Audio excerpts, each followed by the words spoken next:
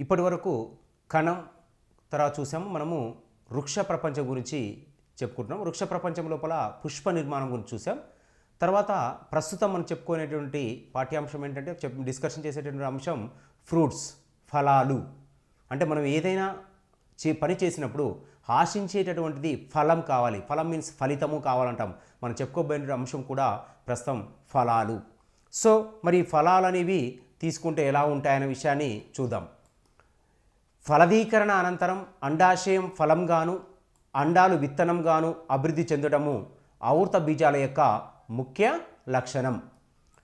ఫలం ఏర్పడుటకు పట్టే కాలం కొన్ని వారాల నుంచి కొన్ని సంవత్సరాల వరకు కూడా ఉంటుంది. ఉదాహరణకు తీసుకున్నట్టయితే లోడీసియాలో తీసుకున్నట్టయితే ఫలం ఏర్పడడానికి దాదాపుగా 10 సంవత్సరాల కాలం పడుతుంది. సో మరి ఇక్కడ ఈ ఫలం యొక్క నిర్మాణం తీసుకుంటే ఫలాలు వర్గీకరణ ఆనత ఫలాలు. ఫలదీకరణ అనంతరం అండాశయముతో పాటు మరి ఏ ఇతర పుష్ప భాగం అయినా రక్షక పత్రావళి కావచ్చు, పుష్పాసనం కావచ్చు, లేదంటే పుష్పవృంతం కావచ్చు, ఫలంగా పెరిగితే దానిని ఆనత ఫలం అంటాము. ఆనత ఫలం. ఫలాలు నిజ ఫలాలతో సంయుక్తమై ఉంటాయి. ఉదాహరణకు తీసుకున్నట్లయితే ఫైరస్ మేలస్ యాపిల్ పుష్పాసనము అండాశయంతో పాటు పెరుగును. ఇది కండగల అనిత ఫలంగా మారుతుంది. అదేవిధంగా తీసుకుంటే అనకార్టియం యాక్సిడెంటాలిస్ పుష్పవృంతం రసభరితమై ఉంటుంది. అంతేకాకుండా తీసుకుంటే మరి ఫలవృంతం కూడా అది మనకు ముఖ్యంగా ఏర్పాటు కావడం అనేది జరుగుతుంది. ఈ నిర్మాణాలను చూసినట్లయితే మరి వేరే రకాలుగా విధర ఫలదాలుగా ఉంటాయి. ఫలం లోపల తీసుకున్నట్టయితే మనకు నిజ ఫలం చూసినట్టయితే మన యాపిల్ చూస్తాం నిజ ఫలం. దీనిలో పుష్పాసనం అనేది మనకు స్పష్టంగా కనిపిస్తుంది. పుష్పవృంతం ఉంటుంది. నిజ ఫలం మనకు కనిపిస్తూ ఉంటుంది. నిజ ఫలాలు ట్రూ ఫ్రూట్స్, సరళ ఫలాలు. తర్వాత తీసుకున్నట్టయితే సరళ ఫలాలు, తర్వాత మృదు ఫలాలు అని 2 రకాలుగా దీన్ని వర్గీకరణ చేసుకున్నాం. సో ఫస్ట్ది సరళ ఫలాలు, సంకల్పిత ఫలాలు, సంయోజక ఫలాలు ఒకే పుష్పం నుండి ఏర్పడతాయి. ఒకే పుష్పం నుంచి ఏర్పడేటటువంటివి తీసుకున్నట్టయితే సరళ ఫలాలు అనేవి ఒకే పుష్పం నుంచి ఏర్పడతాయి. సంయోగ ఫలాలు పుష్ప విన్యాసం నుండి ఏర్పడతాయి. సో నిజ ఫలాలు ఫలదీకరణము చెందిన అండాశయము నుండి ఏర్పడతాయి. వీటిలో ఫలకవచం, విత్తనాలు అనేక భాగాలుంటాయి. సరళ ఫలాలు పుష్పములో సంయుక్త అండాశయములోని అండాశయము నుంచి ఏర్పడే ఫలాలని సరళ ఫలం అంటారు. ఫలకవచం స్వభావం నుండి ఇవి 2 రకాలు, కండగల ఫలాలు, శుష్క ఫలాలు. ఒకటి కండగల ఫలాలు. వీటిలో ఫలకవచం పక్వ స్థితిలో గుజ్జు లేదా రసయుతముగా ఉంటుంది. వీటిలో 3 పొరలు ఉంటాయి. వెలుపలి బాహ్య కవచం, మధ్య కవచం, లోపలి అంతర కవచం. ఈ ఫలాలలో విత్తనాలు ఫలకవచం పూర్తిగా క్షీణించి నాకే బయటకు విడుదలవుతాయి. వీటిలో ఫలకవచం స్వభావము బట్టి వైవిధ్యం అనేది ఉంటుంది. దీనిని బట్టి 5 రకాలుగా వీటిని వర్గీకరించవచ్చు. మృదు ఫలాలు ద్విఫలదళ లేదా బహుఫలదళ సంయుక్త అండకోశములో అండాశయము నుండి ఏర్పడి అంతకంటే ఎక్కువ విత్తనాలు ఉండే ఫలాలను మృదు ఫలాలు అంటారు. ద్విఫలదళ లేదా బహుఫలదళ సంయుక్త అండకోశములో అండాశయము నుండి ఏర్పడి అంతకంటే ఎక్కువ విత్తనాలు ఉండే కండగల ఫలాలను మృదు ఫలాలు అంటారు. ఉదాహరణకు తీసుకున్నట్లయితే అనేక విత్తనాలు గుజ్జుల్లో చెల్లాచెదరుగా ఉంటాయి. సోలానం మెంజీలినా వంగ, లైకాపెరిక్సెన్ ఎస్కులేటం టొమాటో, మ్యూసా పారాడైసిల్ అరటి, పొనిక్స్ డక్టిలీఫెరా ఒకే విత్తనం ఉంటుంది. మృదు ఫలాల్లో విత్తనాలు మాత్రమే గట్టిగా ఉంటాయి. సో ఫల కవచం, బాహ్య కవచం పలుచగా ఉంటుంది. మధ్య కవచం కలిగి సంయుక్తమైన గుజ్జును ఏర్పరుస్తాయి. అండాంత కవచం అనేది ఉంటుంది. ఫోమ్ ఇది ద్వి లేదా బహుపలదల సంయుక్త అండకోశంలోని నిమ్న అండాశయం నుంచి ఏర్పడి కండగల పుష్పముచే ఆవరించబడి ఉంటుంది. అంతేకాకుండా తీసుకుంటే దీని నిర్మాణంలో తీసుకున్నట్లయితే మనకు ప్రత్యేకమైనటువంటి భాగాలు అనేవి ఏర్పాటును చూపిస్తూ ఉంటాయి. మరి ఈ ఏర్పాటు లోపల తీసుకున్నట్లయితే ఫలాల యొక్క నిర్మాణం అనేది నిజ ఫలం యొక్క ఫల కవచం కొంచెం గట్టిగా ఉంటుంది. లోపల విత్తనాలు ఉంటాయి. ఫైరస్ మేలస్ యాపిల్ ఫలం ఉదాహరణగా తీసుకోవచ్చు. పేపో త్రిఫలదల మరియు సంయుక్త అండకోశము మరియు ఏకబిలయుత నివృత అండాశయం నుంచి ఏర్పడతాయి. బాహ్య ఫలకవచము పుష్పాసనంతో కలిసి ఫలము చుట్టూ పెచ్చులా ఉంటుంది. మధ్య ఫలకవచము గుజ్జులా, అంతఃఫలకవచము మెత్తగా ఉంటుంది. విత్తనాలు ఫల కుడ్యము లోపలి తలంపై అమరి ఉంటాయి. పేఫో ఫలం కుకుర్బిటేసి ముఖ్య లక్షణము. కుకుర్బిటేస్ కుకుమిస్ సటైవా దోస, కుకుర్బిటా మ్యాక్సిమా గుమ్మడిలోకి ఉదాహరణగా తీసుకోవచ్చు. హేస్పరిడియం ఈ ఫలం రూటేసి కుటుంబం యొక్క ముఖ్య లక్షణం. బహుఫలదయుత సంయుక్త అండకోశ బహుబిలయుత ఊర్ధ్వ అండాశయం నుంచి ఏర్పడుతుంది. వెలుపలి పొర చర్మిలమై తైల గ్రంథులు గల బాహ్య ఫల కవచం ఉంటుంది. మధ్య పొర తెల్లటి దూది నారలతో కూడి పొర వలె ఉండి బాహ్య ఫల కవచంతో కలిసి ఉంటుంది. అంతర పొర అంతరఫల కవచం అనే గదులుగా విభజించబడి ఉంటుంది. వీటిలో రసభరితమైన కేశాంశాలు ఉంటాయి. వీటిని ముత్యాలు అంటారు. ఉదాహరణకు తీసుకుంటే సిట్రస్ జాతి మొక్కలు. టెంకెగల ఫలాలు ఏక లేదా బహుఫలదల సంయుక్త అండకోశములో ఏకబిలయుత ఊర్ధ్వ అండాశయం అనేది ఉంటుంది. అండాంత ఫలకవచం గట్టిగా టెంకవల ఏర్పడుతుంది. ఉదాహరణకు తీసుకుంటే మాంజీఫెరా ఇండికా మామిడి బాహ్య ఫలకవచం చెరిమిలంగా ఉంటుంది. మధ్య ఫలకవచం రసభరితము పీచుతో గుజ్జులా ఉంటుంది, అంటే కధ్య భాగం అంటాము దీన్ని. అంతర ఫలకవచం టెంకెలా ఉంటుంది, గట్టిగా లోపల టెంకె మాదిరిగా ఉంటుంది, దాన్ని పీచు అంటాము. తర్వాత కోకస్ న్యూసిఫెరా కొబ్బరి లోపల కూడా తీసుకుంటే బాహ్య ఫలకవచం చెరిమిలంగా ఉంటుంది, మధ్య ఫలకవచం పీచుగా ఉంటుంది, అంతర ఫలకవచం టెంకెగా ఉంటుంది.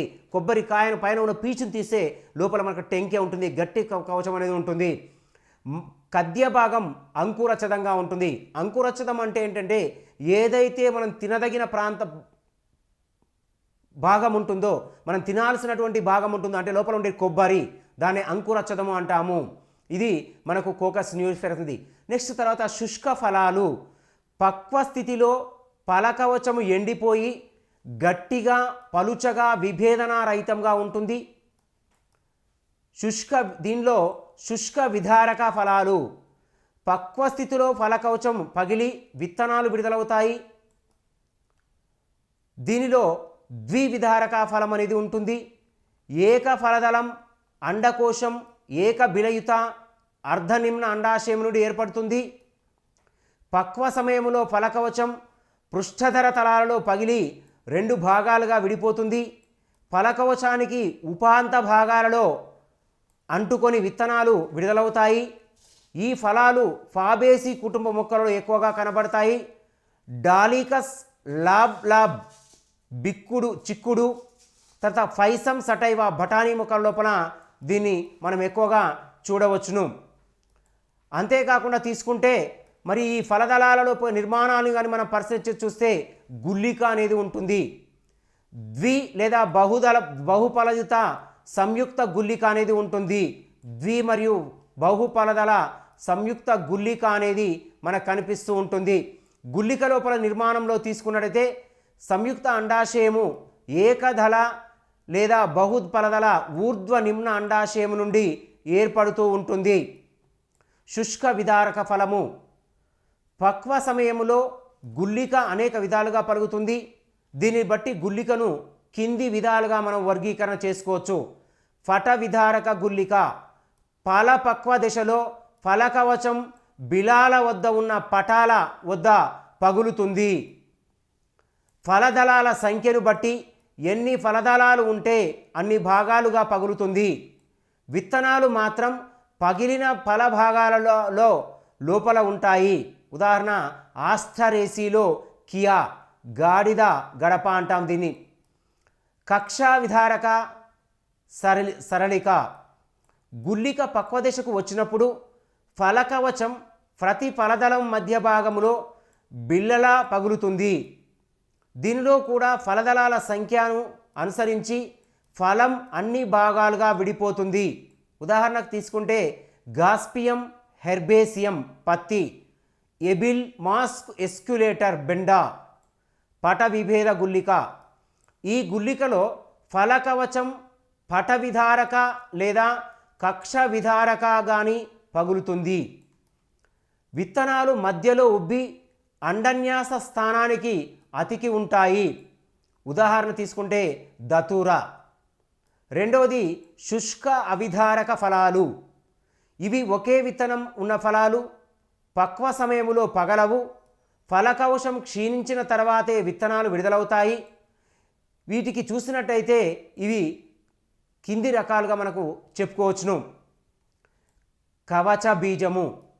దీనిలో ఫలకవచము బీజకవచము సంయుక్తమై ఉంటాయి. ఈ ఫలం ఫోపేసి కుటుంబం యొక్క ముఖ్య లక్షణం. ఉదాహరణ తీసుకుంటే వరైజా సటైవా వరి, టిటికం వల్గారే. టిటికం వల్గారే మీన్స్ గోధుమ రకాలకు సంబంధించినటువంటి. సిప్సెల్లా ద్విఫలదళ సంయుక్త అండకోశ ఏక బిలయుత నిమ్న అండాశయము నుండి ఏర్పడి ఉంటుంది. ఒకే విత్తనము ఉంటుంది. ఫలం పైభాగములో మార్పు చెందిన రక్షక పత్రావళి దీర్ఘకాలికమై కేశగుచ్చ రూపములో ఉంటుంది. దీని యొక్క ప్రత్యేకత లక్షణం ఏంటంటే ఆస్టరేసి కుటుంబ ప్రత్యేకత ఫలంగా ఉంటుంది. ట్రైడాక్సీ ప్రొకంబెన్స్ గడ్డి చామంతి, టజిలిట్ ప్యాట్యులా బంతి పెంకుగల ఫలాలు. ఇది ద్వి లేదా బహుఫలదళ సంయుక్త అండకోశంలోని ఏక బిలయుత ఊర్ధ్వ అండాశయం నుంచి విడుదలవుతాయి. ఫలకవచం గట్టిగా చేవదేరి పెంకువలే ఉంటుంది. దీని యొక్క ప్రత్యేక లక్షణం ఏంటంటే ఫలకవచం గట్టిగా చేవదేరి పెంకువలే ఉండడం దీని యొక్క ప్రత్యేక లక్షణం. దీని లోపల ఒకే విత్తనం ఉంటుంది. బీజకవచం ఫలకవచం వేరుగా ఉంటాయి. ఉదాహరణకు తీసుకుంటే అనకార్డియం యాక్సిడెంటాలిస్ జీడి మామిడి అని చెప్పవచ్చును. సో ఈ ఫలాలన్నీ కూడా ఒకే విధంగా కాకుండా వేరువేరు నిర్మాణాలను కలిగి ఉండడం అనేది జరుగుతూ ఉంటుంది. అంతేకాకుండా తీసుకుంటే శుష్క బిదుర ఫలాలు. ఈ ఫలాలు విధారక అవిధారక రెండు లక్షణాలను కలిగి ఉంటుంది. విధార లక్షణం తీసుకున్నట్లయితే పక్వ దశలో ఫలం పగిలి అనేక భిన్న భాగాలుగా విడిపోతుంది. ఒక్కొక్క చిన్న భాగములో ఒక్కొక్క విత్తనం ఉంటుంది. దీనిని ఫలాంశము అంటారు. అవిధార లక్షణము. ఫలాంశము పగలదు. దీని ఫలకవచము క్షీణించిన అనంతరం మాత్రమే విత్తనం బయటకు వస్తుంది. లోమేటం ఏక ఫలదళ అండకోశం నుండి ఏర్పడుతుంది. ఏక బిలయుత అండాశయము ఉంటుంది. ఫలములో విత్తనానికి నొక్కులుంటాయి. పక్వ దిశలో ఈ నొక్కుల వద్ద పగిలి అనేక ఫలాంశాలు విడిపోతుంది. ఇవి మైమోసి కుటుంబంలో ఎక్కువగా కనిపిస్తాయి. ఉదాహరణ తీసుకుంటే అకేషియా మైమోసా. షైజోకార్స్ బహుఫలదళ సంయుక్త బహుబిలయుత ఊర్ధ్వ అండాశయము నుండి ఏర్పడుతుంది. షైజోకార్స్ అనేది బహుఫలదళ సంయుక్త బహుబిలయుత ఊర్ధ్వ అండాశయం నుంచి ఏర్పడేదాన్ని షైజోకార్స్ అంటారు. పక్వ దశలో ఫలము పగిలి అనేక ఫలాంశాలను ఏర్పరుస్తుంది. ప్రతి ఫలాంశములోనూ ఒకటి లేదా అనేక విత్తనాలు ఉంటాయి. ఉదాహరణ తీసుకుంటే సైడా ఫలాంశంలోని ఒకే విత్తనం ఉంటుంది. అబుటిన్ లాంటి అనేక విత్తనాలు ఉంటాయి. మాల్వేసి కుటుంబ మొక్కలలో ఫైజోకార్స్ అనేవి ఉంటాయి. 4 సంకల్పిత ఫలాలు. ఇది ఒకే పుష్పములోని బహుఫలదల అసంయుక్త అండాశయాల నుండి ఏర్పడి నిజఫలాలు. ప్రతి ఫలదళంలో అండాశయాలు ఒక చివరగా ఏర్పడి ఉంటాయి. చిరు ఫలాలు అన్నీ ఒకే పుష్పవృంతము మీద సంకల్పితమై గుమ్మిగూడి ఒకే సంకల్పిత ఫలాన్ని ఏర్పరుస్తాయి. అందుకనే ఈ ఫలాల గుత్తులను పుంజాలు అంటారు. ఉదాహరణకు తీసుకుంటే అనోను, స్క్వామోజా చిరు ఫలాన్ని కలిసి సూచించడానికి ఒకే ఫలం ఏర్పడతాయి. హోవోవిలియాల్థియా, ఆర్థోబ్రిటిస్ మృదుల ఫలాలన్నీ కూడా దీనికి ఉదాహరణగా చూడొచ్చు. అదేవిధంగా తీసుకుంటే చిరుఫల స్వభావాన్ని బట్టి ఫలాలలో అనేక రకాలుగా చూడవచ్చు. ఎకి నీలా పుంజము ఉదాహరణ తీసుకుంటే నరవేలియా నింబోలా. మృదుఫల పుంజము పోలియాల్డియా ఆర్బోడిట్రిస్. టెంకెగల ఫలపుంజము రూబస్. ఏకవిధారక ఫలాలు మాంగోలియా. ఇకీన్ అవిధారక ఫలము, ఫలకవచము, బీజకవచము అసంయుక్తంగా ఉంటాయి. సంయోగ ఫలాలు, బహుఫలాలు. సంయోగ ఫలాలు, బహుఫలాలు. పుష్ప విన్యాసము దాని అనుబంధ ఫలాల మొత్తము ఒక ఫలముగా వృద్ధి చెందితే దాని సంయోగక ఫలము అంటారు. పుష్ప విన్యాసములో అన్ని పుష్పాల నుంచి ఏర్పడే ఫలాలు అన్నీ కలిసిపోయి పక్వ దశలో ఒకే ఫలంగా అభివృద్ధి చెందుతాయి. సోరోసిసిస్ ఇది ఒక రకమైన సంయోగ ఫలం. దీనిలో ఒకటి చూస్తే కంకి పుష్ప విన్యాసం నుంచి ఉదాహరణ తీసుకుంటే అనానసి సటైవం అనాస. తర్వాత స్పాండిక్స్ పుష్ప విన్యాసం నుంచి ఆర్థోకార్పస్ పనస పండు. కటాకిస్ విన్యాసం నుంచి ఉదాహరణ తీసుకుంటే మోరస్, మాల్ఫరీ, క్యాజూరైనా అనే ఇవి తీసుకోవచ్చును. మరి అంతేకాకుండా పుష్ప విన్యాసం లోపల మార్పులను ఆధారంగా చేసుకొని వీటి యొక్క నిర్మాణాలలో కూడా ఏర్పాటును చూడడానికి అవకాశం ఉంటుంది. తర్వాత ఇంకోటిది సైకోనస్ హైపస్తోడియం పుష్ప విన్యాసం నుండి ఏర్పడే సంయోగ ఫలము. దీనిలో పుష్ప విన్యాస వృంతము కండ కలిగి గిన్నె వంటి నిర్మాణములో ఫలము వలె కనబడుతుంది. దీని లోపలి అంచులో స్త్రీ పుష్పాలు ఫలాలుగా ఏర్పడతాయి. ఈ ఫలాలు అబీస్ను రూపొందించి ఉంటాయి. ఉదాహరణకు తీసుకుంటే స్పైకస్ జాతులు. శాఖీయ వ్యాప్తి, ఛేదనము, అంటు తొక్కడము, అంటు కట్టడము. ప్రస్తుతం చూసి శాఖీయ వ్యాప్తి, అంటు తొక్కడము, అంటు కట్టడము, అంటు చూడడము. శాఖీయ వ్యాప్తి, ఛేదనము, అంటు కట్టడము, అంటు తొక్కడము. ఫస్ట్ వన్ శాఖీయ వ్యాప్తి. ఆకుల ద్వారా శాఖీయ వ్యాప్తి ఆకుల ద్వారా వీటిలో పత్రకోరకాల ద్వారా ప్రత్యుత్పత్తి జరుగును. ఉదాహరణ తీసుకుంటే రణపాల, దీన్ని బ్రయోఫిలం అంటాము. తర్వాత బిగోనియా. వేర్ల ద్వారా శాఖీయ వ్యాప్తి, వీటిలో వేర్లు మొగ్గల ద్వారా వ్యాప్తి జరుగుతుంది. ఉదాహరణ చూస్తే కరివేప, చిలకడ దుంప, కర్రపెండలం. కాండాల ద్వారా శాఖీయ వ్యాప్తి, ఉదాహరణ బంగాళదుంప, ఉల్లి, అల్లం, పసుపు. తర్వాత మొదలైన కాండము భూమి లోపల ఉండి భూగర్భము లోపల కాండాలను ముక్కలుగా కోసి భూమిలో పాతితే పెడితే కొత్త మొక్కలు అనేవి వస్తాయి. సక్కర్స్ మీన్స్ పిలక మొక్కలు. దీనిలో కాండము కొంత భాగం భూగర్భంగా ఉండి పిలక మొక్కలను ఉత్పత్తి చేస్తుంది. ఉదాహరణ చామంతిలో పిలక మొక్కల ద్వారా కొత్త మొక్కలు ఉత్పత్తి చేయొచ్చు. స్టోర్స్ లేదా స్టోల్డ్ సక్కర్స్. ఉదాహరణ అంటి దుంపకాండం ద్వారా అరటి. ఉదాహరణ అరటి దుంపకాండం ద్వారా అరటిలో శాఖీయ ప్రత్యుత్పత్తి జరుగుతుంది. ఈ దుంప కాండం నుండి మొగ్గలు ఏర్పడి మొలకెత్తుతాయి. పిలకలను తల్లి మొక్క నుండి వేరు చేసి భూమిలో ఎత్తితే కొత్త మొక్కలు ఉత్పత్తి అవుతాయి. తర్వాత రన్నర్స్ లేదా కనుపులు. గడ్డి మొక్కల కాండము బలహీనంగా ఉండి ప్రతి కనుపు నుండి వచ్చే సబ్బురపు వేర్లతో అది నేలకు అంటిపెట్టుకొని ఉంటుంది. అబ్బురపు వేర్లతో అంటిపెట్టుకొని ఉంటుంది. ఈ మొక్కల కనుపు మధ్య భాగాలు పొడవుగా ఉండి కట్ చేసి భూమిలో పెట్టినచో స్వతంత్రంగా కొత్త మొక్కలు అనేవి వస్తాయి. అప్సెట్స్. సో అప్సెట్స్ని తీసుకున్నట్లయితే మనకు స్పష్టంగా చిత్రం లోపల కూడా మనకు స్పష్టంగా అప్సెట్స్ అనేవి కనిపిస్తున్నాయి. మరి ఈ యొక్క నిర్మాణాన్ని మనం స్పష్టంగా చూసినట్లయితే అప్సెట్స్ లోపల చూసినట్లయితే మనకు గట్టిగా ఉన్నటువంటి నిర్మాణాలు అనేవి మనకు కనిపిస్తూ ఉంటాయి. ఇవి శాఖీయ వ్యాప్తి లోపల ఎంతగానో మనకు ఉపయోగపడడం అనేది జరుగుతూ ఉంటుంది.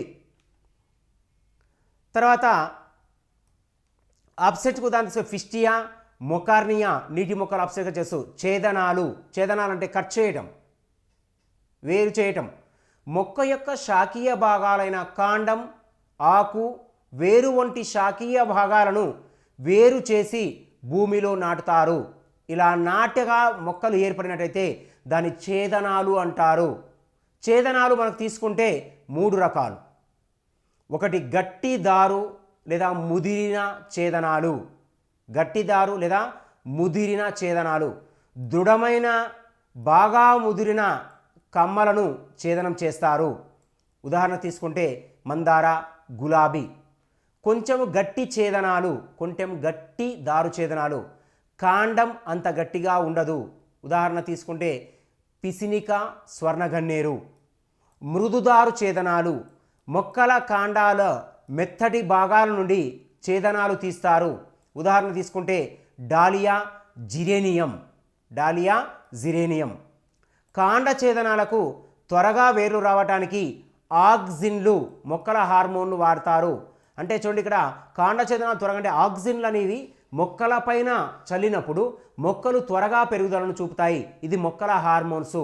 మరి ఇవే కాకుండా తీసుకుంటే మొక్కల యొక్క వివిధ హార్మోన్లను తీసుకుంటే IAA ఇండోల్ 3 ఎసిటిక్ ఆమ్లము, IBA ఇండోల్ బ్యూటరిక్ ఆమ్లము, NAA నాప్తాలిక్ ఎసిటిక్ ఆమ్లము. ఇవన్నీ కూడా మొక్కల హార్మోన్లుగా చెప్పవచ్చును.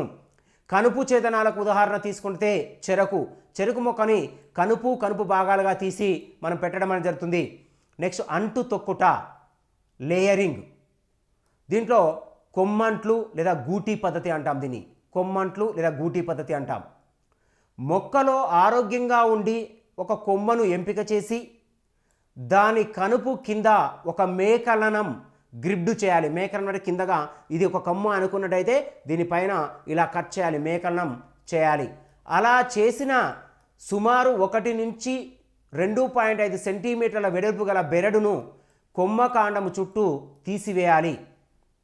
అలా తీసిన భాగాన్ని తడి మాస్ మొక్కల చేత కప్పి పాలిథిన్ కవర్ని చుట్టూ కూడా మేకలం చుట్టూ చుట్టి రోజు కొన్ని నీళ్ళని చల్లాలి.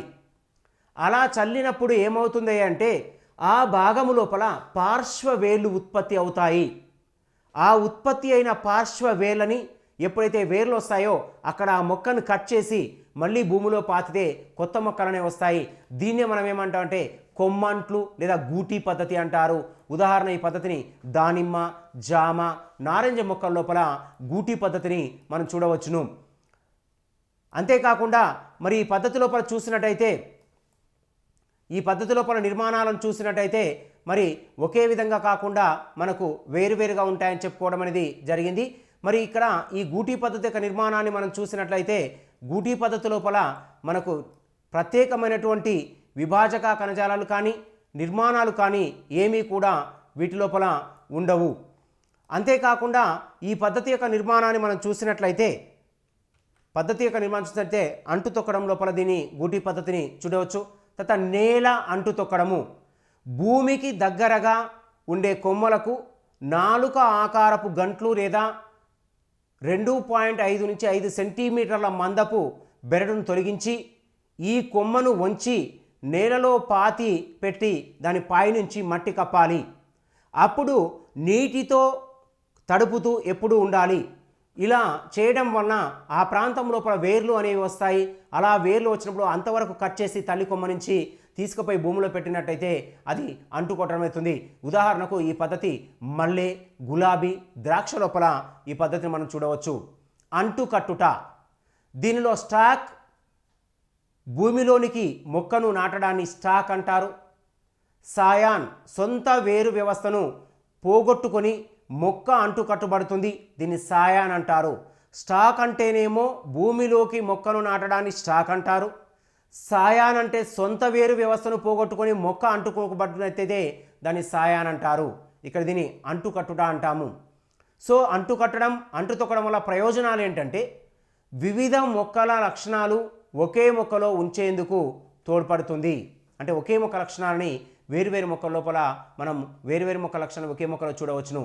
సాయాన్ స్టాకుల జోడింపుల మధ్య కొత్త కణజాలము పెరుగుదల జరిగినట్లయితే అది విజయవంతమవుతుంది. వాణిజ్యపరంగా అధిక దిగుబడి కోసం నీటి ఎద్దడిని తట్టుకునేందుకు ఈ అంటుకట్టడం కానీ అంటు తొక్కడం కానీ ఈ పద్ధతులు అనేవి ఎక్కువగా ఉపయోగపడడం అనేది జరుగుతుంది. వివిధ రకాల అంట్లు, అప్రోచ్ గ్రిఫ్టిన్, నెరియ చేసి అంటుకట్టడము, నాలుక మాదిరి అంటుకట్టడము, మొగ్గంట్లు. అప్రోచ్ అంటుకట్టడము, అప్రోచ్ అంటుకట్టడము అంటే ఏంటంటే ఈ అప్రోచ్ అంటుకట్టడం అంటే ఏంటంటే మొక్కని మనము వేరు చేసి ఆ మొక్క వేరు చేసిన భాగం లోపల ప్రత్యేకించి నిర్మాణాలను తీసుకొని ఆ నిర్మాణం లోపల మనము వేరు చేసి ఆ భాగాన్ని కట్టినట్లయితే దాన్ని అప్రోచ్ అంటుకట్టడం అని అంటాము. తర్వాత రెండవది ఏంటంటే నెరియ చేసి అంటుకట్టడము. కాండ భాగం ఇది అనుకున్నట్టయితే కాండ భాగానికి టీ ఆకారం లోపల టీ మాదిరిగా మనము నెరియ చేసి దాని లోపల వేరే కణజాలను చొప్పించినట్లయితే ఆ భాగము పెరుగుదలను చూపిస్తుంది. అలా పెరుగుదలను చూపించేటటువంటి విధానాన్ని మనం ఏమంటామంటే నెరియ చేసి అంటుకట్టడము అంటాము. తర్వాత నాలుక మాదిరి అంటుకట్టడము. నాలుక మాదిరిగా అంటే నాలుక మాదిరి విధంగా కొచ్చగా తయారు చేసి ఏదైతే మనం అంటుకట్టాలో ఆ పద్ధతికి కూడా ఈ విధంగా చేసి రెండింటిని ఇలా జొప్పించేసి బిగ్గరగా మనం ఇక్కడ అంటుకడతాము. ఇలా అంటుకట్టే విధానాన్ని ఏమంటామంటే నాలుక మాదిరి అంటుకట్టడము అంటాము. తర్వాత మొగ్గంట్లు. అభివృద్ధి చెందినటువంటి కాండము పైభాగం లోపల ఒక మొగ్గను తీసుకొని ఆ మొగ్గను వేరొక దానిలో ఉంచి మనము జొప్పించి కొత్త మొక్కలను సృష్టించినట్టయితే దాన్ని మొగ్గంట్లు అని అంటారు. సో ఇది మొగ్గంట్ల సంధి అంట్లకు సంబంధించినటువంటి విషయాలు. తర్వాత మొక్కలలో లైంగిక ప్రత్యుత్పత్తి. మొక్కలలో లైంగిక ప్రత్యుత్పత్తి. సో మరి ఈ లైంగిక ప్రత్యుత్పత్తి తీసుకుంటే స్త్రీ పురుష బీజ కణాల యొక్క కలయికని మనం ఏమంటున్నామంటే లైంగిక ప్రత్యుత్పత్తి అంటున్నాము. లైంగిక ప్రత్యుత్పత్తి అంటాము. ఉన్నత స్థాయి మొక్కలలో లైంగిక ప్రత్యుత్పత్తి జరపడానికి ఉపయోగపడే భాగము పుష్పము. పరాగకోశములోని పరాగరేణువులు కీలాగ్రాన్ని చేరుటను పరాగ సంపర్కం అంటారు. మొక్కలలో లైంగిక ప్రత్యుత్పత్తి చూసినట్లయితే ఉన్నత స్థాయి మొక్కలలో లైంగిక ప్రత్యుత్పత్తికి జరపడానికి ఉపయోగపడే భాగము పుష్పము. పరాగకోశములోని పరాగరేణువులు కీలాగ్రాన్ని చేరడాన్ని పరాగ సంపర్కం అంటాము. ఒక పుష్పంలోని పరాగరేణువులు అదే పుష్పంలోని కీలాగ్రాన్ని చేరుటను ఆత్మపరాగ లేదా స్వపరాగ సంపర్కం అంటారు. ఒక పుష్పంలోని పరాగరేణువులు అదే మొక్కలోని పుష్పంలోని కీలాగ్రాన్ని చేరితే దాని స్వపరాగ సంపర్కం లేదా ఆత్మపరాగ సంపర్కం అంటారు. ఒక పుష్పంలోని పరాగరేణువులు అదే జాతికి చెందిన వేరొక మొక్కలోని వేరొక పుష్పంలోని కీలాగ్రాలను చేరితే దాని పరపరాగ సంపర్కం అంటారు. ఇక్కడ కన్ఫ్యూజ్ కావాల్సిన అవసరం లేదు అభ్యర్థులు. ఒక పుష్పములోని పరాగరేణువులు అదే జాతికి చెందిన వేరొక మొక్కలో పుష్పములోని కీలాగ్రాలను చేరితే దాని పరపరాగ సంపర్కం అంటాము. ఇది పరపరాగ సంపర్కం. సో పురుష సంయోగ బీజ నిర్మాణము. పరాగకోశములో ఉండు పరాగ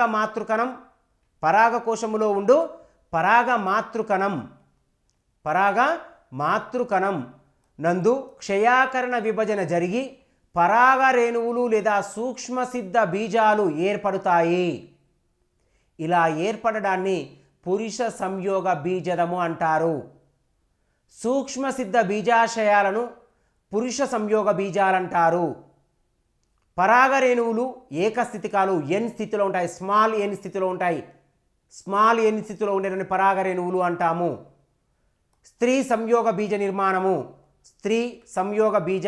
నిర్మాణము.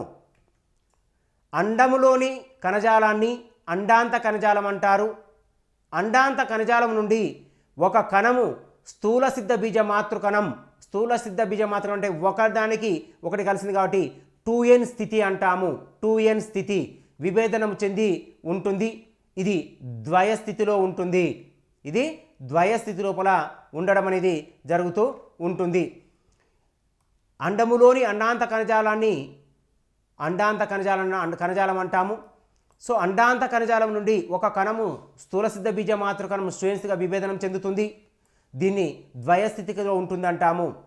క్షయాకరణ విభజన ద్వారా స్థూల సిద్ధ బీజ మాతృకణం నుండి 4 స్థూల సిద్ధ బీజాలు ఏర్పడతాయి.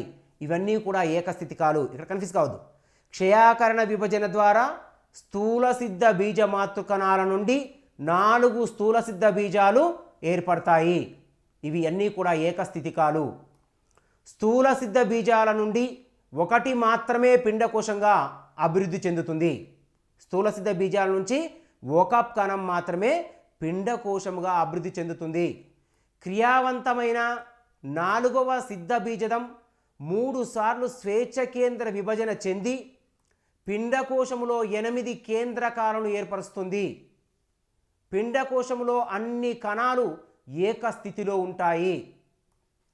దీనిలో 2 ధ్రువాల నుండి 2 ధ్రువ కేంద్రకాలు పిండకోశం మధ్యలోకి చేర్చి అక్కడ సంయోగ చెంది ద్వయస్థితిక బీజ కేంద్రకాన్ని ఏర్పరుస్తాయి.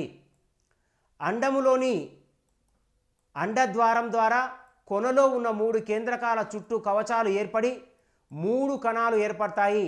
ఈ 3 కణాలను కలిపి మనము స్త్రీ బీజ పరికరము అంటారు. స్త్రీ బీజ పరికరము అని చెప్పడం అనేది జరుగుతుంది. సో ఇక్కడ మనకు స్త్రీ సంయోగ బీజాల యొక్క నిర్మాణము చిత్రంలో కనిపిస్తుంది. చూడండి, ఇక్కడ మనకు ఈ మధ్యలో ఉన్నటువంటి గుండ్రటి నిర్మాణం తీసుకుంటే సంయోగ బీజదము.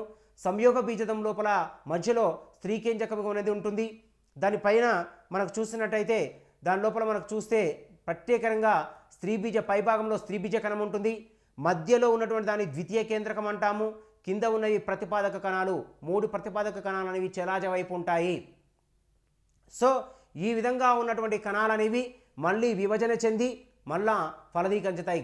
మళ్ళీ చెంది చివరికి మనకు స్త్రీ సంయోగ బీజదం అనేది ఏర్పాటుకాయి సంయోగ బీజాల నిర్మాణం జరుగుతుంది. క్షయాకరణ విభజన తర్వాత తీసుకుంటే మరి కణాల సంఖ్య తీసుకున్నట్లయితే మనకు రెట్టింపు అవ్వడం అనేది జరుగుతుంది. కణాల సంఖ్య అనేది రెట్టింపు అవుతుంది. నెక్స్ట్ ఫలదీకరణము. స్త్రీ పురుష బీజ కణాల కలయికనే ఫలదీకరణం అంటాము. పరాగరేణువులు పరాగనాళాన్ని ఏర్పరచుకొని అండద్వారం ద్వారా పిండకోశాన్ని చేరుతాయి. పరాగనాళం పిండకోశంలోకి ప్రవేశించిన అనంతరం పరాగనాళం విచ్ఛిన్నం అవ్వడం వలన 2 పురుష బీజాలు పిండకోశంలోనికి విడుదలవుతాయి. ఒక పురుష బీజం స్త్రీ బీజంతో సంయోగం చెంది ద్వయస్థితిక కణమైన సంయుక్త బీజం సమితిని జైగోట్ 2n స్థితిలో ఉన్నటువంటి దాన్ని ఏర్పరుస్తాయి. దీని నిజ ఫలదీకరణం అంటారు. దీనిని స్ట్రాస్బర్గ్ 1884లో కనుగొన్నాడు. 2వ పురుష సంయోగ బీజ కేంద్రకము పిండకోశంలోని ద్వితీయ కేంద్రకంతో సంయోగం చెందుతుంది. ఫలితంగా త్రయస్థితిక ప్రాథమిక అంకురచత కేంద్రకం PN ప్రైమరీ ఎండోస్పెర్మ్ న్యూక్లియస్ ఏర్పడుతుంది. దీనిని కనుగొన్నది నవాషిన్ అనే శాస్త్రవేత్త కనుగొనడం అనేది జరిగింది. సో సంయోగ బీజం యొక్క నిర్మాణాన్ని చూసినట్టయితే మనకు స్పష్టంగా పై భాగంలో 3 స్త్రీ బీజ కోశాలు, మధ్యలో ద్వయస్థితిక కేంద్రకం, కిందలో కణాలని కనిపిస్తాయి. దీని తర్వాత అంకురచ్చదము. ఇది అభివృద్ధి చెంది పిండానికి చెందే పోషక కణజాలము. త్రయస్థితికంగా అంటే 3n స్థితిగా ఉంటుంది. ఫలదీకరణ అనంతరం మార్పులు చూసినట్టయితే మనకు ప్రత్యేకంగా కనిపిస్తాయి. అంకురచద రహిత విత్తనాలు చూసినట్టయితే డాలికాసి, సైసర్, కాస్పెల్నా వీటిలో అంకురచదం పిండము అభివృద్ధి దశలో వాడి విత్తనంగా మారే సమయానికి ఉంటుంది. రసీనస్ ఆముదము, కోకస్ కొబ్బరి, దతూర ఉమ్మెంత, వరి, తర్వాత మొక్కజొన్నలో మనం చూడవచ్చును. ఫలదీకరణం అనంతరం మార్పులు. రక్షక పత్రావళి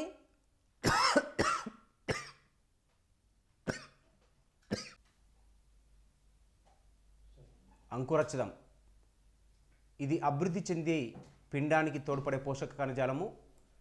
ఇది త్రయస్థితికంగా ఉంటుంది, 3n స్థితిలో ఉంటుంది. అంకురచద రహిత విత్తనాలకు చూసినట్లయితే డాలికసి, సైసర్, కాస్పెల్లా. వీటిలో అంకురచదము పిండాభివృద్ధి దశలో మాత్రమే ఉండి తర్వాత అంకురచద సహిత విత్తనాలు ఏర్పడడానికి ఉపయోగపడుతుంది. ఉదాహరణకు చూసినట్లయితే రసీనస్ ఆముదము, కోకస్ కొబ్బరి, దతూర ఉమ్మెంత, తర్వాత వరి జొన్న లోపల ఇది కనిపిస్తుంటుంది. ఫలదీకరణం అనంతరం మార్పులు చూసినట్లయితే ఫలదీకరణం తర్వాత రక్షక పత్రావళి, ఆకర్షక పత్రావళి, కేసరావళి, అండకోశంలోని కీలం, కీలాగ్రాలు అన్నీ కూడా మనకు క్షీణించిపోతాయి. ఫలదీకరణ అనంతరం రక్షక పత్రావళి ఫలముతో అంటిపెట్టుకొని ఉండే కుంభము లాంటి నిర్మాణాన్ని మనం చూడవచ్చు. సోలానీసి మొక్కల లోపల ఇది చూస్తాం. ఉదాహరణకు చూస్తే వంగ. మరి ఇక్కడ ఫలదీకరణము అండములోని భాగాల్లో చూసినట్టయితే అండ భాగాల లోపల ఫలదీకరణం జరిగిన తర్వాత ఎలాంటి మార్పులు వస్తున్నాయని చూసినట్టయితే అండరుంతం బీజరుంతంగా మారుతుంది, విత్తన రుంతంగా మారుతుంది. బీజరుంతము లేదా విత్తన రుంతంగా మారుతుంది. బాహ్య అండ కవచం తీసుకుంటే బాహ్య బీజ కవచం లేదా విత్తన కవచంగా మారుతుంది. టెస్టా. అండద్వారం తీసుకున్నట్టయితే బీజద్వారంగా మారుతుంది. అండాంత కణజాలము అంతర బీజ కణజాలంగా మారుతుంది. టెగ్మెసా. సంయుక్త బీజం పిండంగా మారుతుంది, జైగోట్గా మారుతుంది. సహాయ కణాలు క్షీణించిపోతాయి, ప్రతిపాదక కణాలు క్షీణించిపోతాయి. ప్రాథమిక అంకురదం అనేది అంకురచదంగా మారుతుంది. అంకురచదం అంటే ఏదైతే ఫలములో మనం తినదగిన ప్రాంతం ఉంటుందో, తినదగినది ఉంటుందో అది అంకురచదంగా మారడం అనేది జరుగుతుంది. విత్తన అంకురణ ఎలా జరుగుతుంది? విత్తనములో పిండము పెరిగి నారుమడిగా అభివృద్ధి చెందటాన్ని విత్తనం అంకురణ అంటాము. నారుమడి లోపల విత్తనాన్ని నాటి ఆ విత్తనము మొలకెత్తడాన్ని విత్తన అంకురణ అంటారు. విత్తన అంకురణలో ప్రథమ మూలము నుండి వేరు వ్యవస్థ ఏర్పడుతుంది, ప్రకాండము నుండి కాండ వ్యవస్థ ఏర్పడుతుంది. ఊర్ధ్వ భూమి పై భాగంలో ఊర్ధ్వ భూమిక అంకురదములో బీజదళాలు భూమిపైకి వస్తాయి. ఉదాహరణకు తీసుకుంటే చిక్కుడు. తర్వాత అధో భూమిక తీసుకుంటే విత్తన అంకురంలోని బీజదళాలు భూమి లోపల ఉంటాయి. ఉదాహరణకు తీసుకుంటే బఠానీ మొక్క. తర్వాత వివిపారి అంటే ఏంటంటే ఫలము మొక్క నుండి వేరు కాకముందే దానిలోని విత్తనాలు అంకురించే విధానాన్ని వివిపారి అంటాము. వివిపారి అనగానేమి అంటే మొక్క నుంచి ఫలం వేరు కాకముందే ఆ ఫలము లోపల విత్తనాలు అంకురించినట్టయితే వివిపారి లేదా వివిపారిస్ అంటారు. సో ఇలాంటి విధానాలు దేంట్లో జరుగుతాయంటే రైజోఫోరా లోపల జరుగుతాయి. ఉదాహరణకు మాన్ గ్రూప్ మొక్కలు అంటారు వీటిని. ఈ రైజోఫారి మొక్కల లోపల ఇది అత్యధికంగా జరగడం అనేది జరుగుతుంది. ఈ మొక్కలన్నీ కూడా తీసుకున్నట్లయితే ఒక ప్రత్యేకమైనటువంటి పద్ధతి ద్వారానే ఇవి అభివృద్ధి చెందడం అనేది జరుగుతూ ఉంటుంది. తర్వాత మనకు చూస్తున్నట్టయితే కిరణజన్య సంయోగ క్రియ. సో మొక్కల్లో కిరణజన్య సంయోగ క్రియ అనేది చాలా ముఖ్యమైనటువంటిది. ఆకుపచ్చని మొక్కలు స్వయం పోషకాలు. మొక్కలన్నీ కూడా స్వయం పోషకాలే. ఇవి తమ ఆహార పదార్థాన్ని తామే స్వయంగా తయారు చేసుకుంటాయనే విషయాన్ని తెలుసు. ఇవి ఆహారాన్ని కిరణజన్య సంయోగ క్రియ ద్వారా ఫోటోసింథసిస్ ద్వారా జరుపుకుంటాయి. అయితే కిరణజన్య సంయోగ క్రియ అనేది నిర్మాణాత్మకమైన శక్తివంతమైన గ్రాహక ప్రక్రియ. ఇది ఒక కాంతి రసాయనిక చర్య అని చెప్పవచ్చు. అంతేకాకుండా తీసుకుంటే దీనిలో సౌరశక్తి వినియోగించబడి కార్బన్ డయాక్సైడ్ కార్బోహైడ్రేట్లుగా క్షయాకరణం చెందుతుంది. దీనిలో ఉప ఉత్పత్తులు తీసుకున్నట్టయితే ఆక్సిజన్, నీరు అనేది ఉత్పత్తి అవుతుంది. అయితే కిరణజన్య సంయోగ క్రియ అంటే ఏంటంటే ఆకుపచ్చని మొక్కలనేవి భూమిలో ఉండబడినటువంటి వేర్ల ద్వారా నీరు, ఖనిజ పోషకాలను తీసుకొని సూర్యకాంతి సమక్షం లోపల కార్బన్ డయాక్సైడ్ నీరును వినియోగించుకొని అంత్య ఉత్పన్నకాలుగా కార్బోహైడ్రేట్స్ను తయారు చేస్తూ ఆక్సిజన్, నీటిని విడుదల చేసేటటువంటి క్రియనే కిరణజన్య సంయోగ క్రియ అంటాము. ఈ కిరణజన్య సంయోగ క్రియ లోపల సరళ పదార్థాలైనటువంటి గ్లూకోజ్ C6H12O6 గ్లూకోజ్ యొక్క ఫార్ములా సంక్లిష్ట పదార్థాలుగా మార్చబడతాయి. కిరణజన్య సంయోగ క్రియలో ఏ పదార్థాలు ఎలా మార్చబడుతున్నాయంటే సరళ పదార్థాలు అనేవి సంక్లిష్ట పదార్థాలుగా మార్చబడతాయి. కిరణజన్య సంయోగ క్రియలో శక్తి అనేది నిల్వ చేయబడుతుంది. ఇది ఒక నిర్మాణాత్మకమైనటువంటి ప్రక్రియ. జీవుల లోపల కిరణజన్య సంయోగ క్రియ జరగటం వలనే శ్వాసక్రియ అనేది జరుగుతుంది. అందుకనే ఇక్కడ చెప్తాం, శ్వాసక్రియకు కిరణజన్య సంయోగక్రియకు చాలా దగ్గరి సంబంధం అనేది ఉంటుంది. ఎందుకంటే కిరణజన్య సంయోగ క్రియలో ఏర్పడబడినటువంటి అంత్య ఉత్పన్నకమైన ఆక్సిజన్ జంతువులలో శ్వాసక్రియకు మొదటి దశ పదార్థము. శ్వాసక్రియలో ఏర్పడిన అంత్య ఉత్పన్నకమైన కార్బన్ డైఆక్సైడ్ మొక్కల లోపల కిరణజన్య సంయోగంలో ప్రారంభ పదార్థము. కాబట్టి కిరణజన్య సంయోగంలో జరిగే శ్వాసక్రియకి తర్వాత మొక్కల్లో జరిగే శ్వాసక్రియకి చాలా దగ్గరి సంబంధం ఉంది అని చెప్పవచ్చును. కిరణజన్య సంయోగ క్రియ ఒక శక్తివంతమైన గ్రాహక చర్య అని చెప్తున్నాము. బాహ్య శక్తిని వినియోగించుకొని రసాయన శక్తిగా మార్చుకుంటుంది. గ్రాహక శక్తిలో చర్య వలన ఉత్పత్తి అయిన పదార్థాలు తీసుకుంటే ఇవి అత్యంత బలవంతమైనవిగా ఉంటాయి. ఎగ్జాంపుల్గా కిరణజన్య సంయోగ సమీకరణాన్ని కానీ చూసినట్లయితే సమీకరణం లోపల తీసుకుంటే కిరణజన్య సంయోగ యొక్క సమీకరణము మనకు స్పష్టంగా కిరణజన్య సంయోగ సమీకరణాన్ని చూడవచ్చు.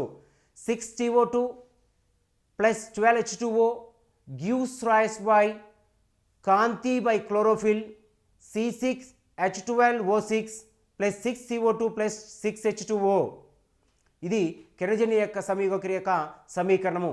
ఇక్కడ తీసుకుంటే కాంతి బై క్లోరోఫిల్ అన్నాము. కాంతి సమక్షం లోపల క్లోరోఫిల్ అంటే హరిత రేణువులు. హరిత రేణువుల లోపల కాంతి సమక్షం లోపల పదార్థాలు అనేవి వినియోగించబడతాయి. అంటే ఇక్కడ హరిత రేణువుల లోపల కిరణజన్య సంయోగ క్రియ అనేది జరుగుతుంది. సో హరిత రేణువులు. ఇంకా అంతకంటే తీసుకుని చూడండి, కిరణజన్య పత్రహరితం గల మొక్కలు ప్రతి సంవత్సరం మొత్తం వికిరణ శక్తిలో తీసుకుంటే 1% వినియోగించుకొని 2 బిలియన్ టన్నుల కార్బన్ డైఆక్సైడ్ స్థాపన చేస్తాయనేటువంటిది మనకు సైంటిస్ట్ చెప్పిన వివరణ ఉంది. అందుకనే కిరణజన్య సంయోగ క్రియ అనేది ఒక జీవక్రియ మాధ్యమికంగా చెప్పవచ్చును. జీవక్రియ మాధ్యమికము అంటాము. హరిత రేణువు నిర్మాణము. హరిత రేణువు నిర్మాణం. కిరణజన్య సంయోగ క్రియకు వర్ణద్రవ్యాలు అనేవి ఉంటాయి. హరిత రేణువులో కిరణజన్య సంయోగ క్రియ వర్ణద్రవ్యాలు అనేవి ఉంటాయి. హరిత రేణువులు పత్రాంతర కణాలలో ఉండే అతిపెద్ద కణాంగాలు. ఇవి చక్రాభ ఆకారంలో ఉంటాయి. చక్రాభ ఆకారంలో ఉండి డిస్క్వాయిడల్ స్థితిలో ఉంటాయి. హరిత రేణువు చుట్టూ 2 పొరల త్వచ పొర అనేది ఉంటుంది. వెలుపలి పొరని బాహ్య త్వచము అని అంటాము. లోపలి పొరని అంతర త్వచము అంటాము. బాహ్య త్వచము అంతర త్వచములోనే గ్రానా స్ట్రోమా థైలకాయిడ్స్ అనేవి ఉంటాయి. వేరు చేసిన పత్రహరితం వర్ణద్రవ్యాలు కిరణజన్య సంయోగ క్రియకు సహాయపడవు. పూర్తి నిర్మాణముతో ఉండే హరిత రేణువులు మాత్రమే కిరణజన్య సంయోగకు తోడ్పడతాయి. ప్రతి హరిత రేణువును ఆవరించి 2 ప్రమాణాల త్వచాలనేవి ఉంటాయి. ఈ 2 త్వచాల మధ్య ప్రదేశాన్ని పెరిప్లాస్ట్రిడియల్ ప్రదేశము అంటారు.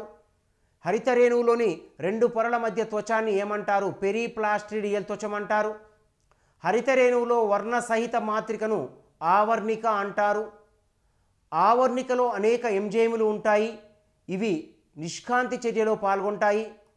వర్ణ ద్రవ్యాలతో కూడిన సంక్లిష్ట నిర్మాణ త్వచాలను థైలకాయిడ్స్ అంటారు.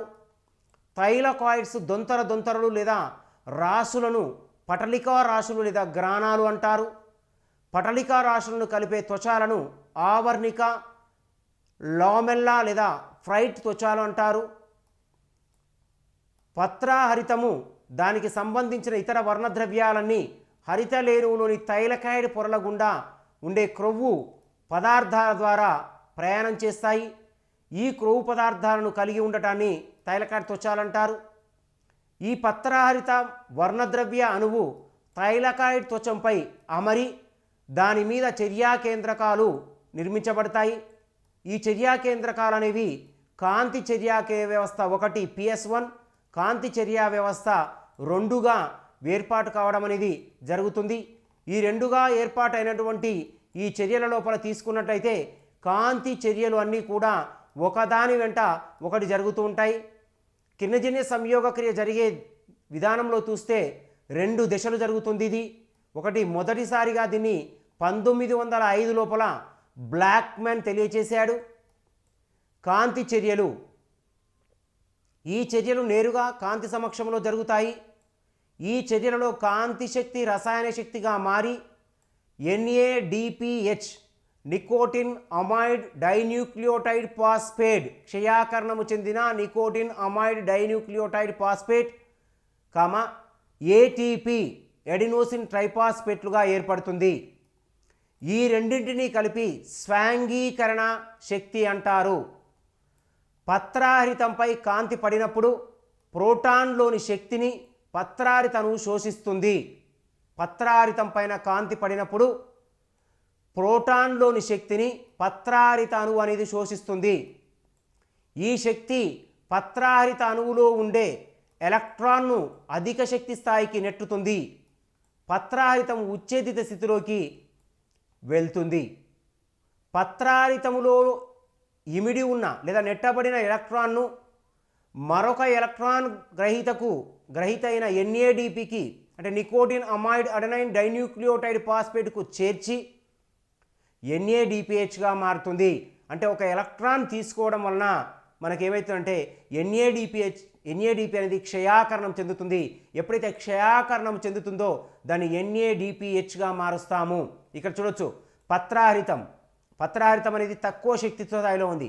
తక్కువ శక్తి స్థాయిలో ఉన్న పత్రహరితం కాంతి అంటే ప్రోటాన్ శక్తి గ్రహించి అధిక శక్తివంతమైన పత్రహరితంగా మారింది. సో ఈ అధిక శక్తివంతమైన పత్రహరితం ఆక్సీకరణం చెంది ఎలక్ట్రాన్ను విడుదల చేసింది. ఇక్కడ మనకు స్లైడ్లో స్పష్టంగా కనిపిస్తుంది, ఎలక్ట్రాన్స్ను విడుదల చేసింది. సో ఎలక్ట్రాన్స్ అనేవి విడుదల అవుతున్నాయి మనకు. సో విడుదలైనటువంటి ఎలక్ట్రాన్ అనేది మళ్ళీ ఆ ఎలక్ట్రాన్ క్లోరోఫిల్కు చేర్చబడి తిరిగి పత్రహరిత అణువు అనేది మనకు ఏర్పాటు కావడం అనేది జరుగుతుంది. ఈ విధంగా పత్రహరితం అనేది మనకు ఏర్పాటు కావడం అనేది జరుగుతుంది. పత్రహరిత అణు నిర్మాణం అనేది మనకు ఏర్పడుతుంది. సో మరి ఇక్కడ ఆక్సీకరణం క్షయాకరణం మధ్య భేదాలు చూసినట్లయితే ఆక్సీకరణం క్షయాకరణం అంటే పత్రహరితం అనేది ఆక్సీకరణ క్షయాకరణ అనేది ఆక్సీకరణ చర్యలు క్షయాకరణ చర్యలు. ఆక్సిజన్ పరమాణువు చేర్చబడుతుంది. ఆక్సీకరణ చర్య లోపల ఆక్సిజన్ పరమాణువు చేర్చబడుతుంది. ఆక్సిజన్ పరమాణువు తొలగించబడుతుంది క్షయాకరణం లోపల. ఆక్సిజీకరణం లోపల హైడ్రోజన్ పరమాణువు తొలగించబడుతుంది. క్షయాకరణం లోపల హైడ్రోజన్ పరమాణువు స్వీకరించబడుతుంది. ఆక్సీకరణంలో పరమాణువుల నుండి ఎలక్ట్రాన్లు తొలగించబడతాయి. క్షయాకరణంలో పరమాణువులకు ఎలక్ట్రాన్లు చేర్చబడతాయి. ఇది ఆక్సీకరణానికి క్షయాకరణానికి మధ్య ఉన్నటువంటి భేదము. తర్వాత నీటి కాంతి విశ్లేషణ. పత్రహరితములోని ఆక్సీకరణ శక్తిని నీటి అణువు ఛేదించి దాని నుండి ఎలక్ట్రాన్లు విడుదల చేస్తుంది. పత్రహరితములోని ఆక్సీకరణ శక్తిని నీటి అణువు ఛేదించి దాని నుండి ఎలక్ట్రాన్ను విడుదల చేస్తుంది. ఇలా ఎలక్ట్రాన్ విడుదలైన తర్వాత పత్రహరితం గ్రహించబడి యథాస్థితికి వస్తుంది. ఈ స్థితినే నీటి కాంతి విశ్లేషణ అంటాము. పత్రహరితం నీటి అణువును ఛేదించడం వలన ఆక్సిజన్ ఉత్పత్తి అవుతుంది. ఆక్సిజన్ అనేది ఉత్పత్తి కావడం అనేది జరుగుతుంది. ఇక్కడ నీటి కాంతి విశ్లేషణ చూస్తే హైడ్రోజన్ నీరు అనేది ప్రోటాన్ చూసి ఎలక్ట్రాన్ గ్రహించుకొని ఆ ఎలక్ట్రాన్ ఆక్సిజన్ విడుదల చేసుకుంటుంది. విడుదలైన ఎలక్ట్రాన్ అనేది మళ్ళీ ఆక్సీకరణ స్థితిలో ఉన్నటువంటి విధానానికి తిరిగి మళ్ళీ క్షయాకరణ స్థితిలోకి మారుతుంది. ఇలా మారడాన్ని మనము నీటి కాంతి విశ్లేషణ అంటాము. 2H2O + 4HCl chlorophyll gives rise to 4 chlorophyll + 4H అంటే హైడ్రోజన్ ఆయాన్ విడుదలవుతుంది. చివరికి ఆక్సిజన్ వాయువు అనేది విడుదల కావడం జరుగుతుంది. సో ఈ నిర్మాణం లోపల మనకు కొత్తవైనటువంటి విధానాలు అనేవి ఏర్పాటు కావడం జరుగుతుంది. ఏటీపీ ఎన్ఏడిపిహెచ్లు ఏర్పడుట. నీటి కాంతి విశ్లేషణలో ఏర్పడిన ప్రోటాన్ తైలకాయిడ్లోనికి అధికంగా చేర్చబడతాయి. వీటి గాఢత ఎక్కువైనప్పుడు తైలకాయిడ్ త్వచం ద్వారా ఆవర్ణికలోనికి ప్రవేశిస్తాయి. ప్రోటాన్ చలనం ద్వారా ఏర్పడిన శక్తి ఏటీపీ ఏర్పడడానికి ఉపయోగపడుతుంది. ఈ చర్యను జల విద్యుత్ ప్రాజెక్ట్ విద్యుత్ శక్తి రూపంలో పోల్చవచ్చును. కాంతి చర్య యొక్క అంతిమ ఉత్పత్తులు తీసుకున్నట్లయితే ఆక్సిజన్, ఎన్ఏడిపిహెచ్, ఏటీపీ. ఈ ప్రశ్న అడగడానికి ఎక్కువగా అవకాశం ఉంటుంది. కాంతి చర్యల యొక్క అంతిమ ఉత్పత్తులు ఆక్సిజన్, NADPH, ATP. శక్తి అవసరమైనప్పుడు ATP జల విశ్లేషణ చెంది ADPగా ఏర్పడుతుంది. శక్తి అవసరమైనప్పుడు ATP జల విశ్లేషణ చెంది ATPగా ఎడినోసిన్ డైపాస్పేట్గా ఏర్పడుతుంది. ఇలా ఎడినోసిన్ డైపాస్పేట్గా ఏర్పడడాన్ని మనం ఏమంటామంటే ఎడినోసిన్ డైపాస్పేట్గా ఏర్పడడాన్ని కాంతి పాస్ఫారిలేషన్ అంటాము. సో ఇది కాంతి పాస్ఫారిలేషన్. తర్వాత నెక్స్ట్ CO2 స్థాపన లేదా కార్బన స్వాంగీకరణము. CO2 స్థాపన లేదా కార్బన్ స్వాంగీకరణము, CO2 లేదా కాంతి స్వాంగీకరణము. సో దీన్నే కాంతి పాస్ఫారిలేషన్ అంటారని కూడా. ADPకి ఒక శక్తివంతమైన పాస్పేట్ చేరి ATPగా సంశ్లేషణ చెందడాన్ని పాస్ఫారిలేషన్ అంటారు. ఇది కాంతి సమక్షంలో జరిగితే దీన్ని కాంతి పాస్ఫారిలేషన్ అని చెప్పడం అనేది జరుగుతుంది. సో ఇలా పాస్ఫారిలేషన్ జరిగినప్పుడు CO2 యొక్క స్థాపన ఎలా జరుగుతుందో చూద్దాం. కాంతి చర్యలో ఏర్పడిన స్వాంగీకరణ శక్తిని నిష్కాంతి చర్యలో CO2ను కార్బన్ డైఆక్సైడ్గా మార్చడానికి ఉపయోగపడుతుంది. కాంతి చర్యలో ఏర్పడిన ఆధారపడిన పదార్థాలను కూడా నిష్కాంతి చర్య లోపల 80% ఉపయోగపడవు. వీటిని చూస్తే నిష్కాంతి చర్యను మెల్విన్ కాల్విన్ అనేటువంటి అమెరికా చెందినటువంటి వ్యక్తి కెల్విన్ నిష్కాంతి చర్యను ప్రతిపాదించాడు. అందుకే వీటిని నిష్కాంతి చర్యను కెల్విన్ వలయం అని కూడా అంటారు. ఈ చర్యలలో మొదట ఒక గ్లూకోజ్ అణువు కార్బన్ డైఆక్సైడ్ రిబులోజ్ 1,5 డైపాస్పేట్ అనబడే 5 కర్బన పరమాణువులు గల చక్కెరతో చేర్చబడుతుంది. దీని ఫలితంగా అకర్బన పరమాణువులు గల చక్కెర పాస్పేట్ ఏర్పడుతుంది. ఇది నిలకడగా లేని సమ్మేళనం. వెంటనే 2 అణువుల పాస్ఫోగ్లిజరిక్ ఆమ్లంగా ఇది మారుతుంది. అంటే చూడండి, కార్బన్ డైఆక్సైడ్ అనేది రిబులోజ్ 1, డైపాస్పేట్కు చేరడం వలన ఎగ్జోజ్ చక్కెర ఏర్పడుతుంది. ఎగ్జోజ్ చక్కెర అనేది నిలకడగా లేనటువంటి సమ్మేళనము. ఇది 2PGAగా మారుతుంది. 2 PGA మీన్స్ పాస్ఫోగ్లిజరిక్ ఆమ్లంగా మారుతుంది. ఒక కర్బన పరమాణువు గల కార్బన్ డైఆక్సైడ్ 5 కర్బన పరమాణువు గల రిబులోజ్ 1, డైపాస్పేట్కు చేర్చబడి హెక్సోజ్ చక్కెర ఏర్పడుతుంది. 6 కర్బన పరమాణువు గల చక్కెర పరమాణువు ఏర్పడింది. సో 6 కర్బన పరమాణువు గల చక్కెర పరమాణువుకు ఈ కర్బన పరమాణువులు చేరి ఎలా మారాయి అంటే PGAగా మారాయి, పాస్ఫోగ్లిజరిక్ ఆమ్లంగా మారాయి. సో పాస్ఫోగ్లిజరిక్ ఆమ్లం అనేది కొన్ని వరుస చర్యలు జరిగిన తర్వాత గ్లిజరాల్డిహైడ్ 3-ఫాస్ఫేట్గా మారుతుంది. గ్లిజరాల్డిహైడ్ 3-ఫాస్ఫేట్ అంటే గ్లిజరాల్డిహైడ్ 3-ఫాస్ఫేట్ లోపల 2 గ్లిజరాల్డిహైడ్ అంటే 2 గ్లిజరాల్డిహైడ్ 3-ఫాస్ఫేట్ అంటాం. 2 × 3 = 6 కర్బన పరమాణువులు ఏర్పడతాయి. ఒక గ్లూకోజ్ అణువుగా మార్చబడడం జరుగుతుంది. తర్వాత గ్లూకోజ్ స్టార్చ్గా పిండి పదార్థంగా మారుస్తుంది. అంటే PGA అనేది గ్లిజరాల్డిహైడ్ 3-ఫాస్ఫేట్గా మారి 3C అంటే 3 కర్బన పరమాణులు ఉన్నటువంటిది 3 కర్బన పరమాణు మారుతుంది. అంటే 2 గ్లిజరాల్డిహైడ్ 3-ఫాస్ఫేట్స్ గ్లూకోజ్ అంటే 6 కర్బన పరమాణుగా గ్లూకోజ్గా మారి స్టార్చ్ పిండి పదార్థం అనేది ఏర్పడింది. ఈ వలయం కొనసాగబడుతుంది కాబట్టి దీని గ్లిజరాల్డిహైడ్ 3-ఫాస్ఫేట్ అంటే రిబులోజ్ 1, డైపాస్పేట్గా మళ్ళీ తిరిగి మారుతాయి. అంటే 10 అణువుల గ్లిజరాల్డిహైడ్ 3-ఫాస్ఫేట్ వినియోగించబడి 6 అణువుల రిబులోజ్ 1, డైపాస్పేట్ ఏర్పడింది. అంటే 6 కర్బన పరమాణులు × 5 కర్బన పరమాణులు = 30 కర్బన పరమాణులు ఏర్పడినాయి. అంటే నిష్కాంతి చర్యల యొక్క అంతిమ ఉత్పత్తి గ్లూకోజ్. కాంతి చర్యల యొక్క అంతిమ ఉత్పత్తి ఏంటి? Oxygen, NADPH, ATP. నిష్కాంతి చర్యల యొక్క అంతిమ ఉత్పత్తి ఏంటి ఇక్కడ? గ్లూకోజ్. కాంతి స్వభావము. కాంతి ఒక శక్తివంతమైనటువంటి స్వభావ రూపంలో ఉంటుంది. ఇది విద్యుత్ అయస్కాంత వికిరణ రూపంలో ఉంటుంది. కాంతి కిరణాలలో ఉండేటటువంటి శక్తిని ఫోటాన్ అంటారు. ఫోటాన్లో ఉండేటువంటి కాంతి కిరణాలలో ఉండేటువంటి రేణుని ఫోటాన్ అని పిలుస్తారు. ఫోటాన్లో ఉండేటటువంటి శక్తిని క్వాంటం అంటారు. ఇక్కడ బాగా అభివృద్ధి ఉంచుకోవాలి. కాంతి అనేది విద్యుదయస్కాంత వికిరణ రూపంలో ఉంటుంది. కాంతి కిరణాలలో ఉండేటటువంటి శక్తిని మనం ఏమంటామంటే ఫోటాన్స్ అని పిలువబడతాము. ప్రోటాన్స్లో ఉండేటటువంటి ఫోటాన్లో ఉండే శక్తిని క్వాంటం శక్తి అంటారు. ఈ క్వాంటం శక్తి అనేది దృగోచర కాంతిగా మనకు కనిపిస్తూ ఉంటుంది.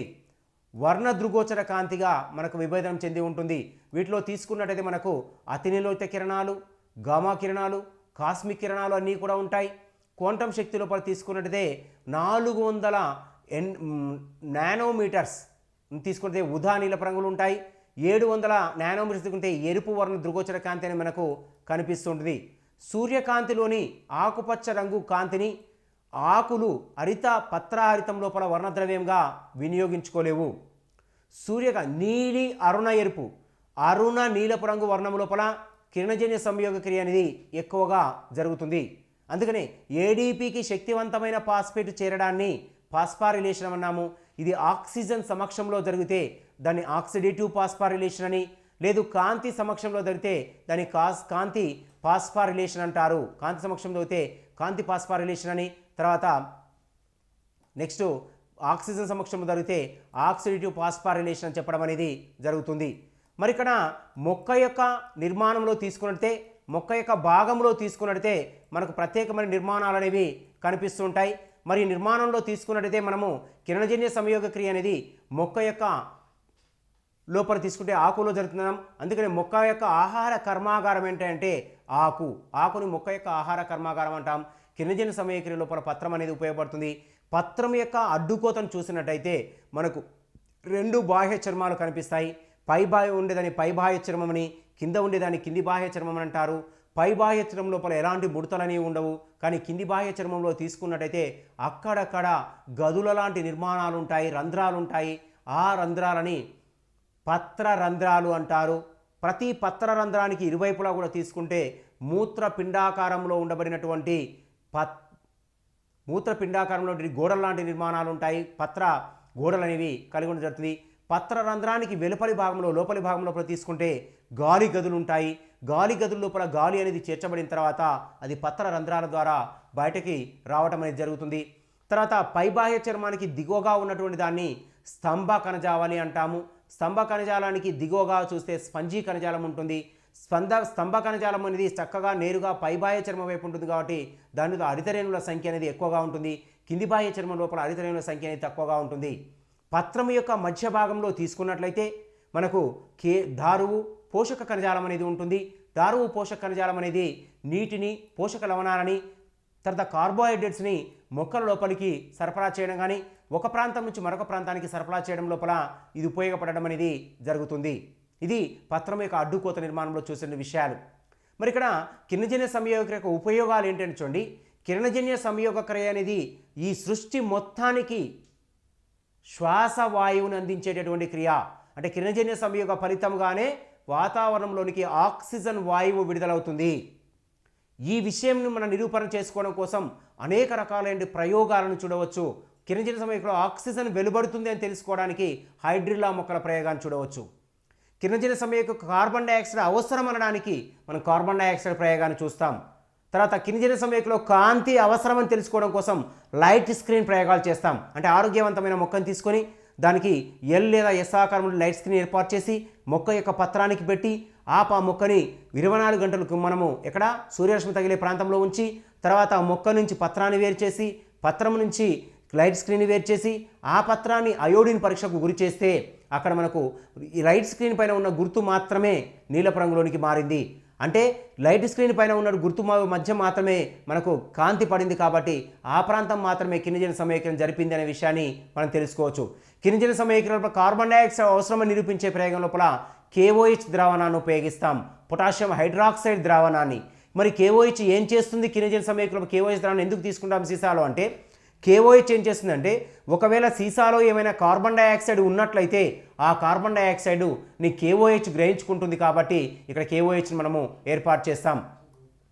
మొక్కలలో అయోడిన్ పరీక్షని తెలుసుకోవడం కోసం ఉపయోగించే కారకం ఏంటంటే పిండి పదార్థాన్ని తెలుసుకునేది అయోడిన్ పరీక్ష.